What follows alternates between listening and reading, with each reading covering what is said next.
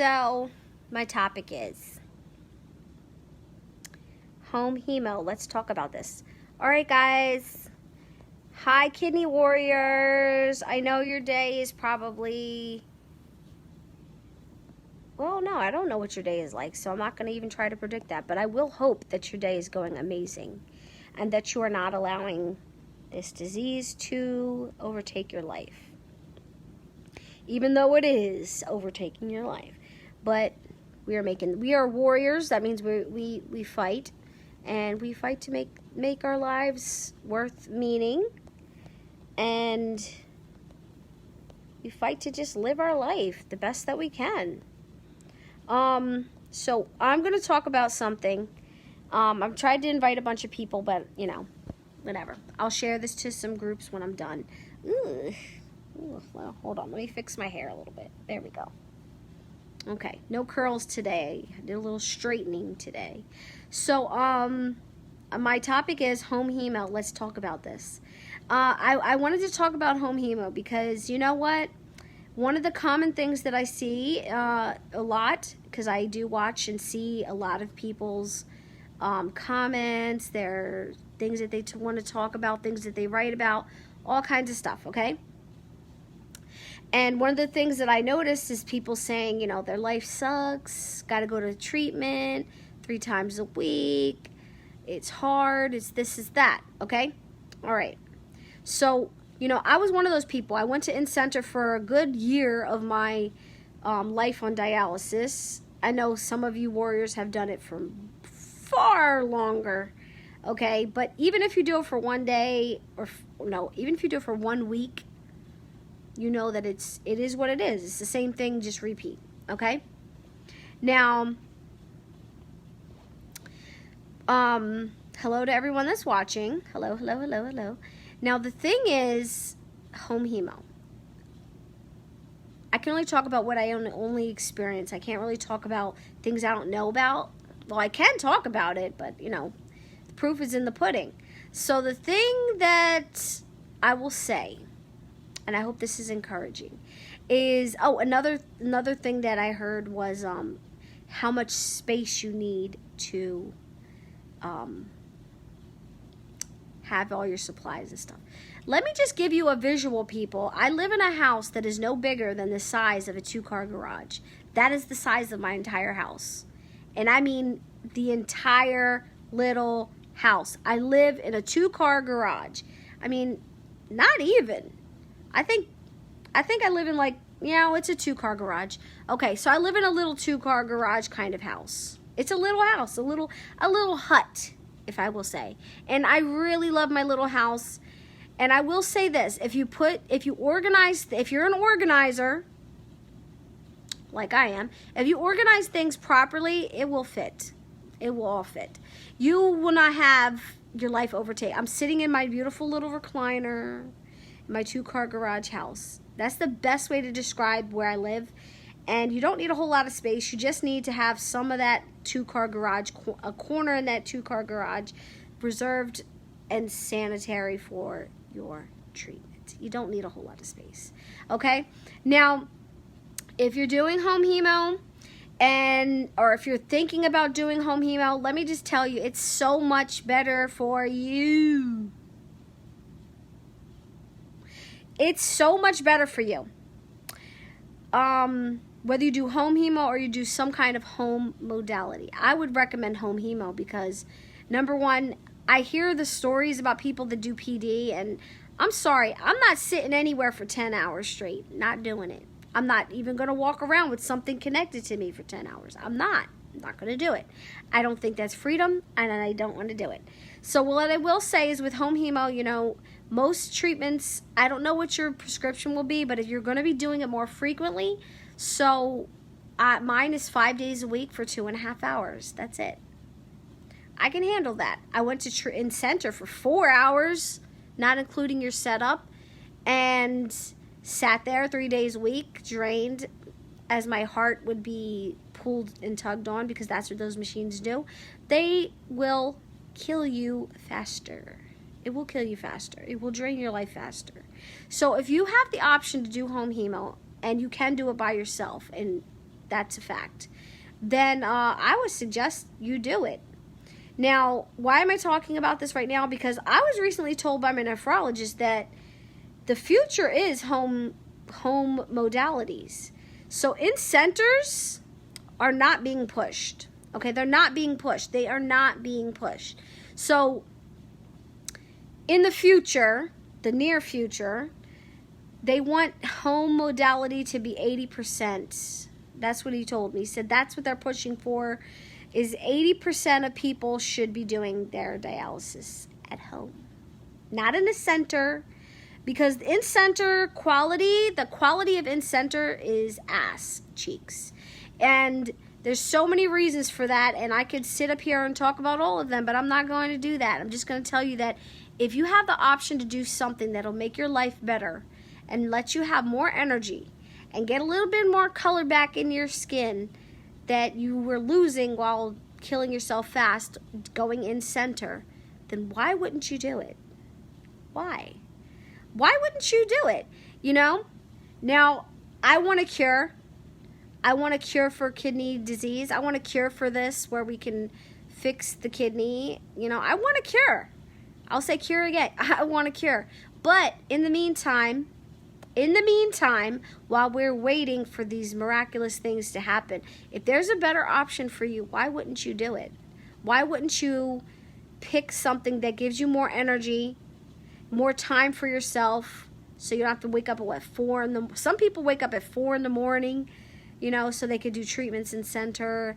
Then you got to fight for a chair. Then you got to fight for somebody to want to... you got to wait sometimes because somebody else was late, and now they have to take that person off to put you back on. I mean, if you could do something in the comfort of your home, surrounded by the people that you love, or not, or surrounded by yourself in your own peace of mind, why wouldn't you do that?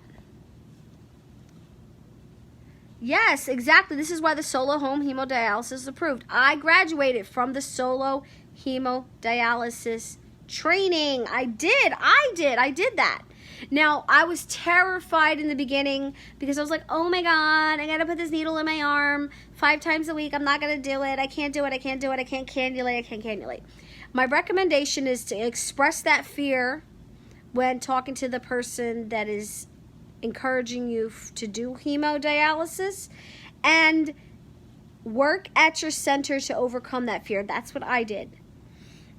I worked in my center and I said, I'm not going to do home hemo unless I know how to cannulate myself. I'm not going to do this unless, because that's my biggest fear and I just don't think I can do it. By the time they established my buttonholes, and guys, talk to a vascular surgeon about buttonholes. Don't talk to people that are not vascular surgeons. And ask them what their opinion is on it. A vascular surgeon, a vascular doctor, a doctor of vascular. Vascular. I say that again because so many people are like, well, I asked my doctor and I asked my tech and I asked my nurse. Are they vascular surgeons? No, they're not. So why are you asking somebody who has no knowledge? That's like asking Donald Trump about being poor. He doesn't know anything about that. But he knows a lot about being rich because he is rich, but he's never been poor, so he doesn't know. Just like a tech or a nurse or a doctor that is not skilled in the areas of vascular studies cannot give you advice on a buttonhole. Buttonholes are not dangerous, even though I was told that they were. I was told a lot of things. I looked online and I found a lot of misinformation. It's not true. Find your facts. Talk to a vascular surgeon and ask them their opinion. Okay? Now, everybody's different, and I say talk to a doctor because everybody's body is different, and everybody's body might not be able to deal with things the way another person's body does. So I'm not saying buttonholes are going to work for everyone. They may not work for you. However, it doesn't hurt to ask. It doesn't hurt to find out what your options are.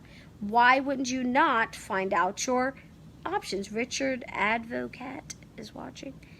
Sorry, I just thought your name sounded strange.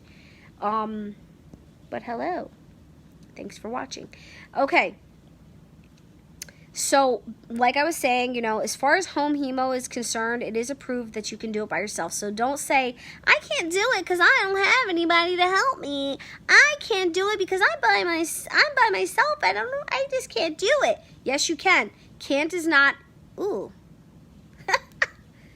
Look, guys, I got a hair sticking straight up. Literally.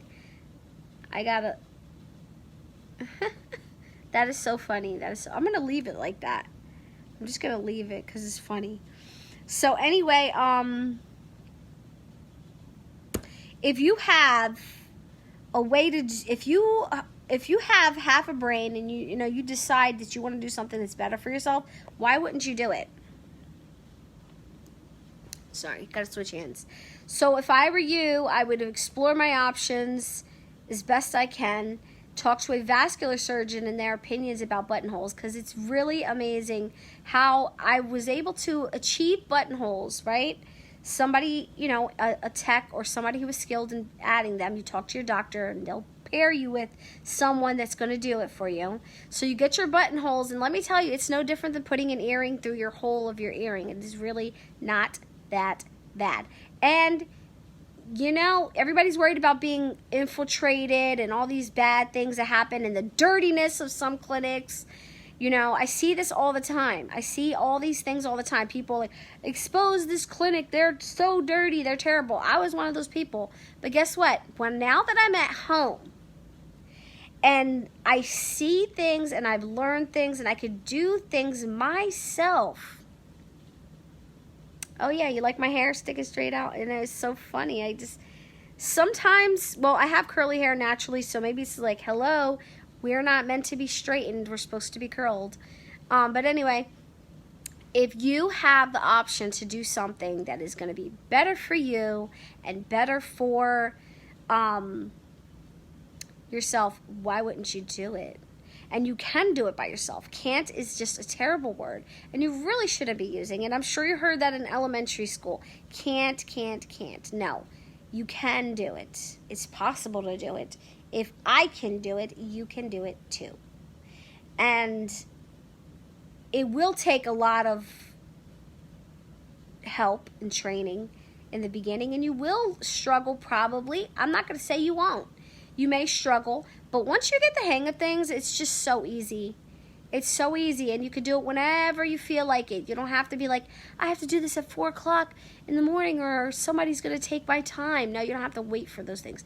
And the benefits that you'll have for your body are night and day. Okay, night and day. And honestly, I feel so much more energy. My numbers, my labs. Ooh.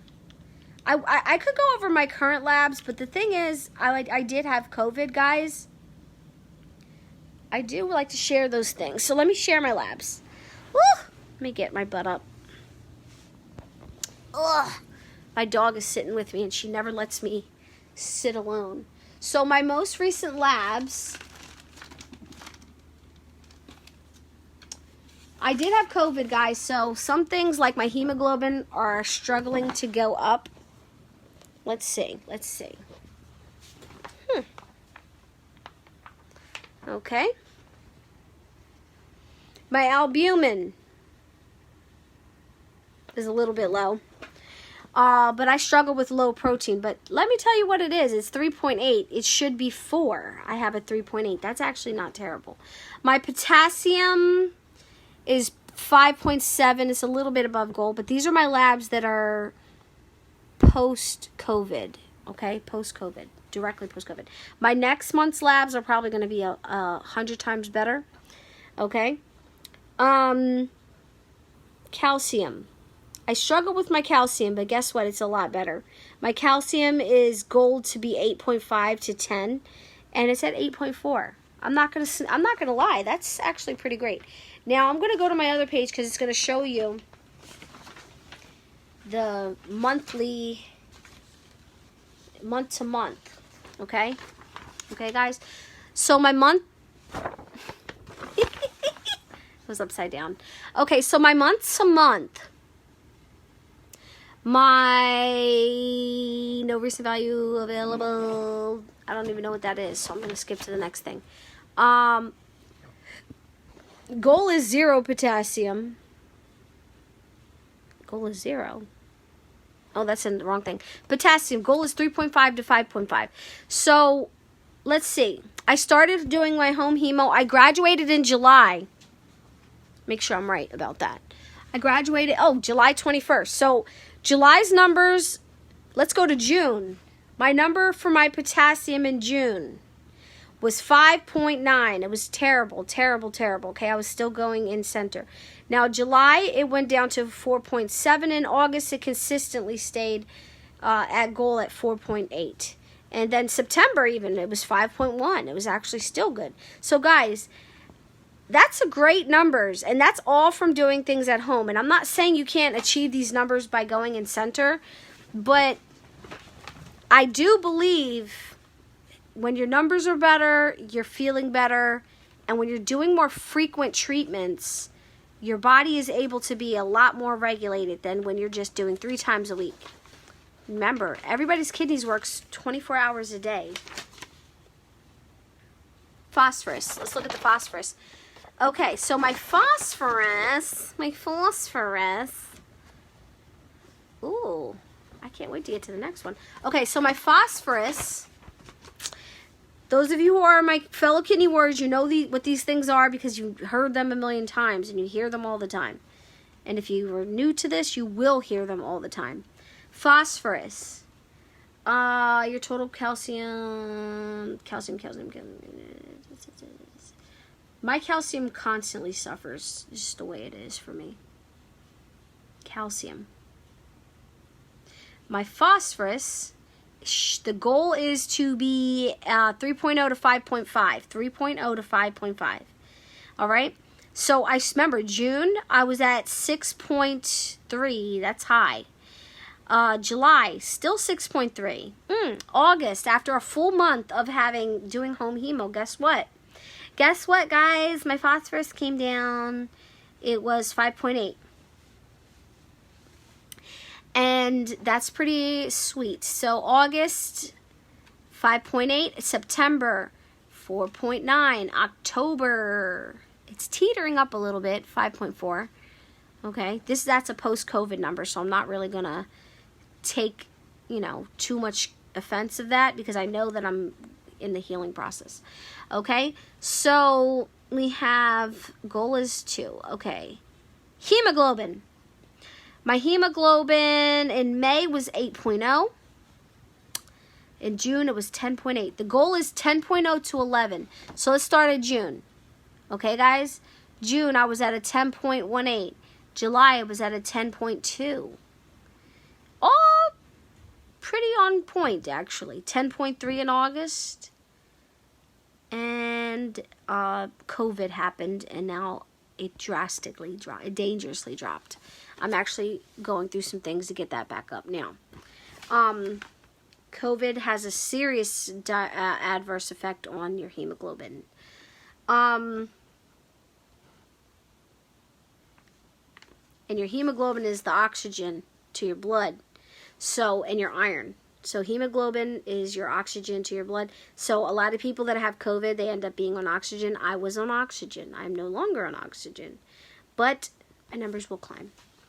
So as you can see, I'm just talking about my labs just to give you an idea of the difference. The drastic difference from going from in-center to doing it at home. Okay, now everybody's numbers are not going to be the same. Everybody's labs are not going to be the same. Everybody's diets aren't the same. Not everybody's a diabetic. Some people don't suffer from the same things. I am also a diabetic.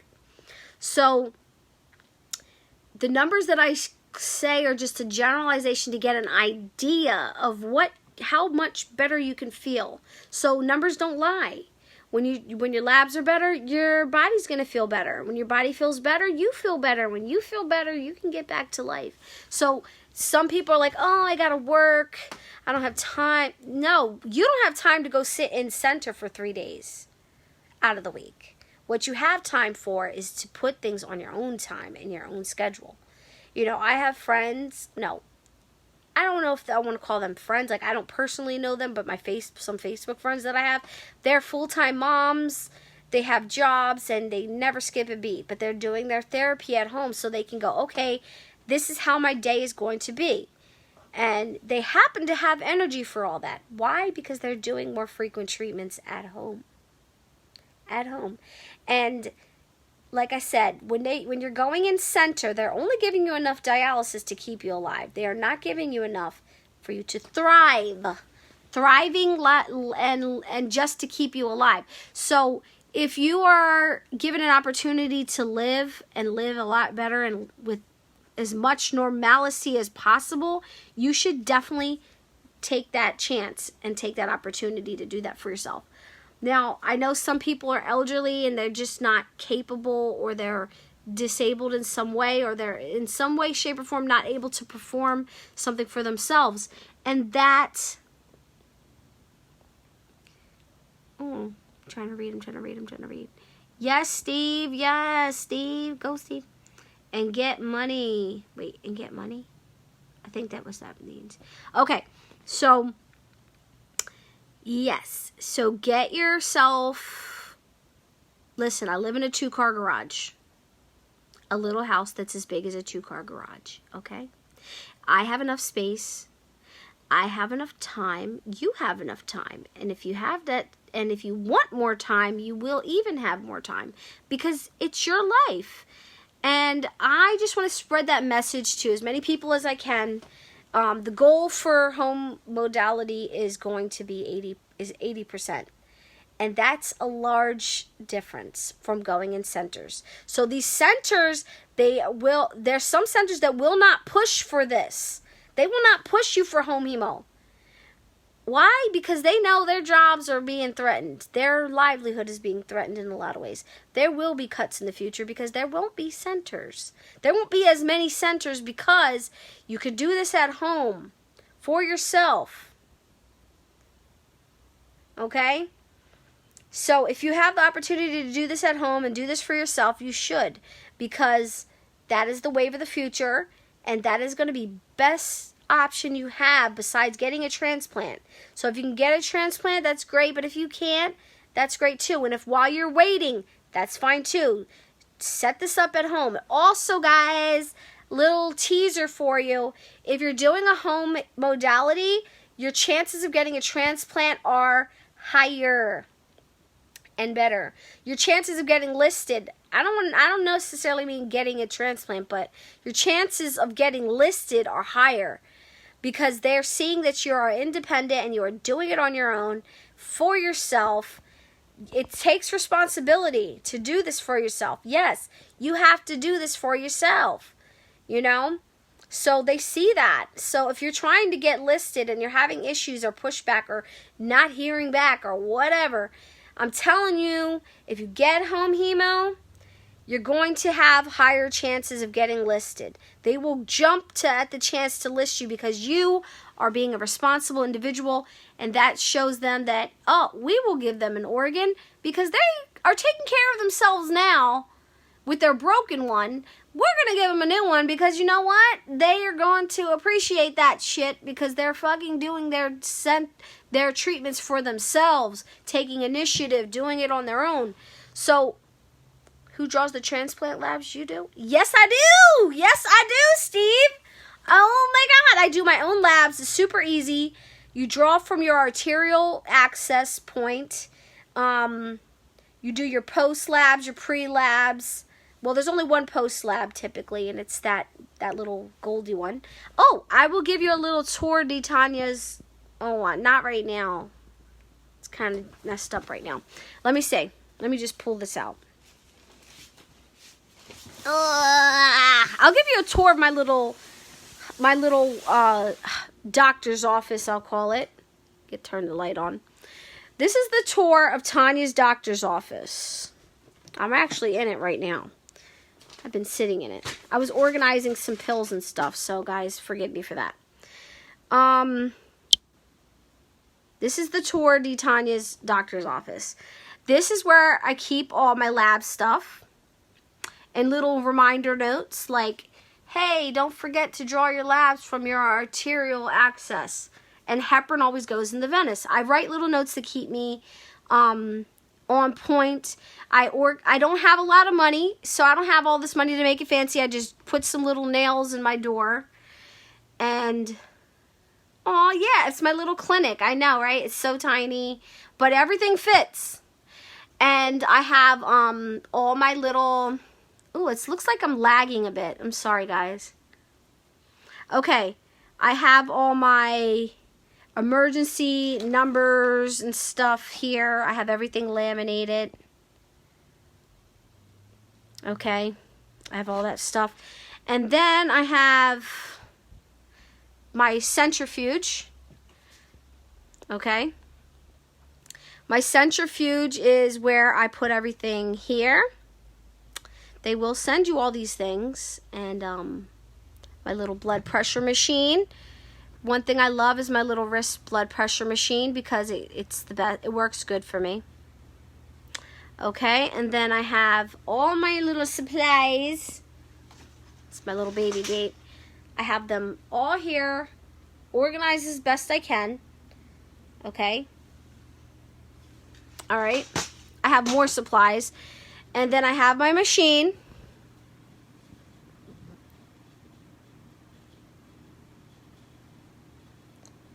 Okay. And then I have, oh, this is still connected because I flushed my drain line not that long ago. And I left it on there. But that's okay as long as it's closed. And then I have my chair. Okay. Then I have this little wheelie thing I bought from Goodwill for $3. Whoops. Now this is my little wheelie thing. I organized my supplies here.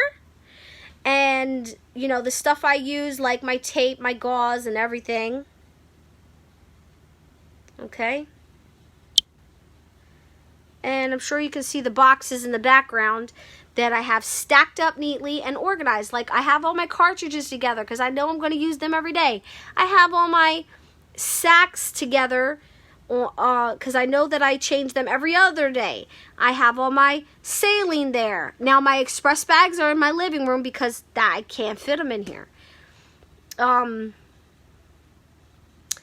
Oh, Steve, I would definitely be glad to be a guest on your show again. I really enjoy being a guest on your show.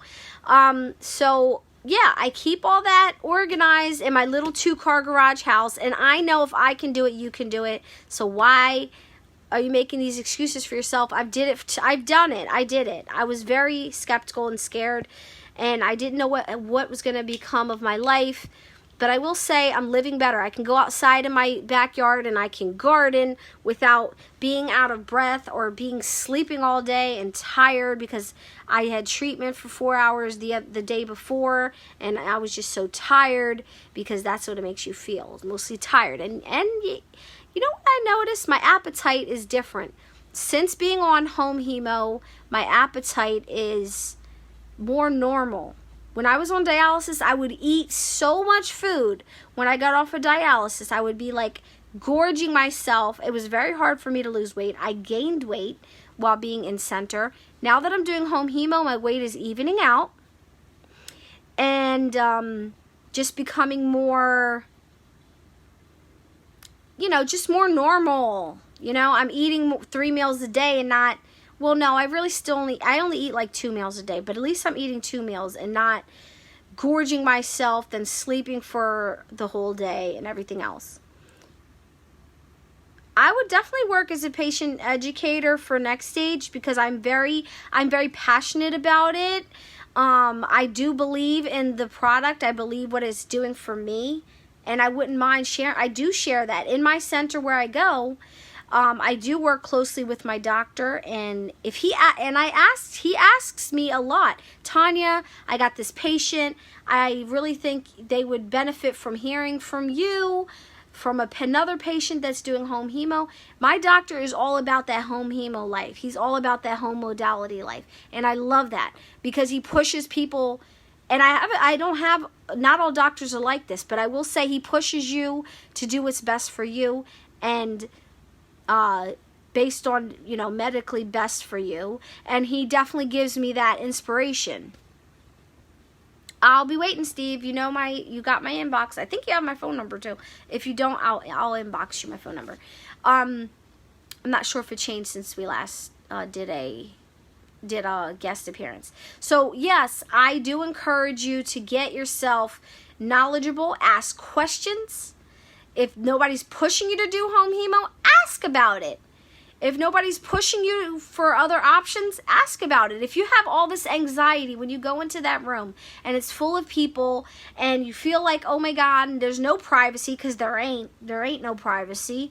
If you feel like you're tired of dealing with that tech or that FA person, the facility administrator, and they're just kind of a jerks. And let me tell you, I've dealt with some jerks in my time.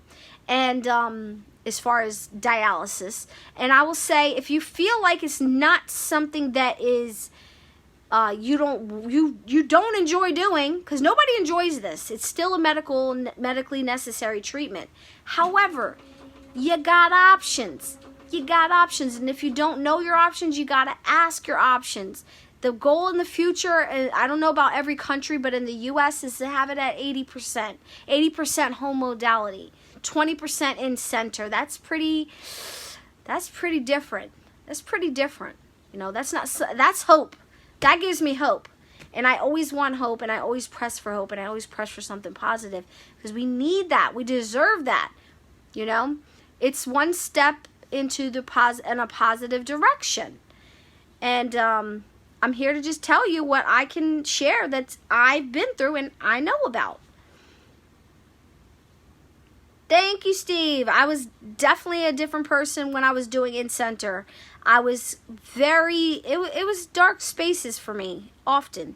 There were dark spaces for me often, and I just didn't think there was any way out. I didn't think there was, and I didn't believe that I could do the things that I'm doing. And now I can. And me being, like, I was so bad I couldn't even look at myself being cannulated. I would turn my head, I would be squeamish, and all these things. Now I'm like, okay, I can do this. This is my body. I can do this, And then when I was given the opportunity to learn about buttonholes and to get them done for me, and then took my time learning how to cannulate, it didn't happen overnight. And then when I started my home hemo training, I was able to do it with knowing already how to cannulate myself. So listen, guys, my phone's about to die. I love you all.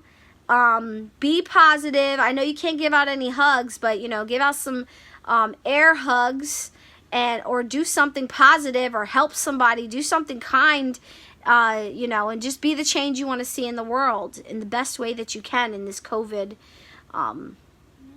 uprising. Ugh. Okay, guys. All right. Love you. Bye.